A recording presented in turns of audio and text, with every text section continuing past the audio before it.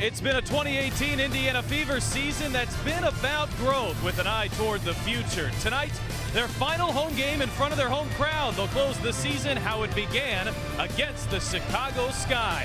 It's the home finale, Indiana Fever basketball on Fox Sports Indiana. And we welcome you inside Bankers Life Fieldhouse here for the final time this season. Alongside Debbie Antonelli, I'm Pat Boylan. Wheeler has the switch to Dolson. Now looks for Achanwa, who has the mismatch. Terrific post up inside.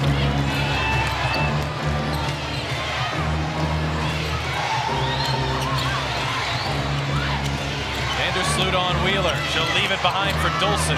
Dolson nearly lost it, touched it twice. Dupree had it for a moment. Parker comes back up with it underneath on Achanwa, who draws the foul. Or a shot clock violation. Indiana bench was going crazy. Well, when she took that shot, the shot clock was at 22.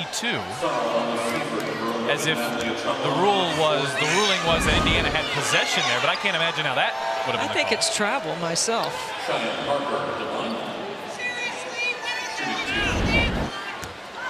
But Indiana would have had to have possession for the shot clock to be at 22, which is the apparent ruling. There's no other explanation. The Fever feel like they catch a bit of a tough break. Diane Parker's been solid. But splits the pair there. 12 points for Parker. She and Copper off that bench have 24 for Chicago. All even at 76. Mitchell on the attack, up and under. Oh, Mitchell to finish.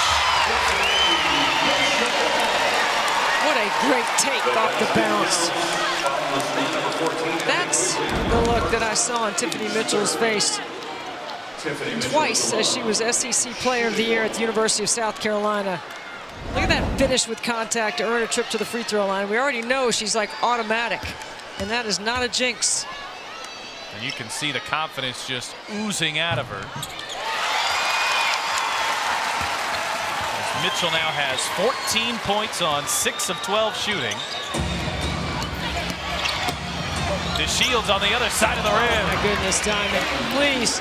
11 for 15 against Minnesota, 8 for 10 in this game. Wheeler on the other end, left it short. Achanwa is there. It's a triple team. Vivians.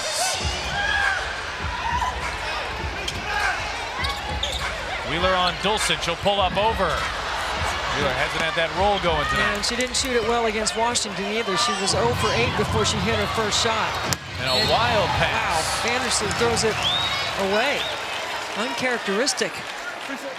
It's Chicago's 14th turnover. Indiana at 5:13 of the fourth quarter has turned it over 3 times. You might see Courtney Vandersloot make a mistake under duress, but certainly not without pressure. A little surprising.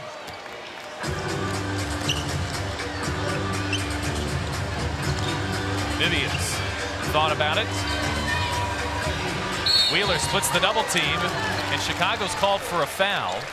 And while Wheeler was headed to the rim, and that will stop that, it is Chicago's 4th. So the next foul will put them into the penalty. Indiana's guards were prepared all night to split that hedge. They've done a terrific job in those step-up screening actions, attacking the second level, which is usually a 6'5" post player for Chicago.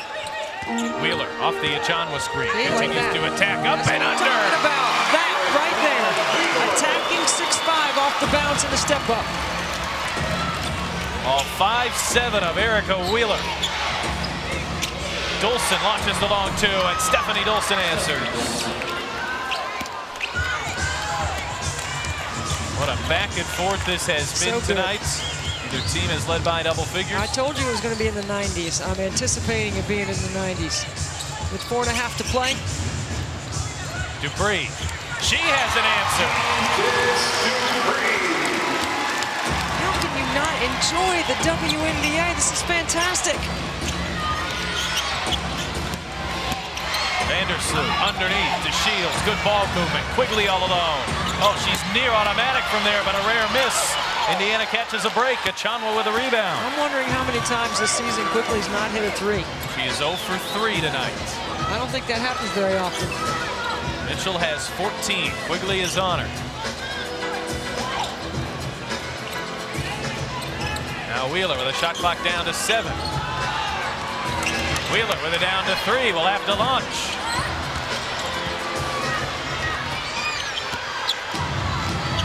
Now to Shields. Oh, behind the back to Parker. It's Diamond to Shields with it in. Come on, Diamond. That is fantastic. The confidence for a rookie to pull that out with under 4 minutes to go in a 3-point game. Chicago, by the way, in the final 4 minutes trailed by 5 late to Minnesota. They were terrific down the stretch. Dupree through traffic with the roll. What a finish, an extension and a roll off the glass, beautiful. She now has a season high 26 points. On the night she moved into 8th all-time, Candace Dupree has been brilliant. And with under 3 minutes left to play, the Fever lead by 3. But Diamond DeShields has been electric. And look at this look. Off to Cheyenne Parker.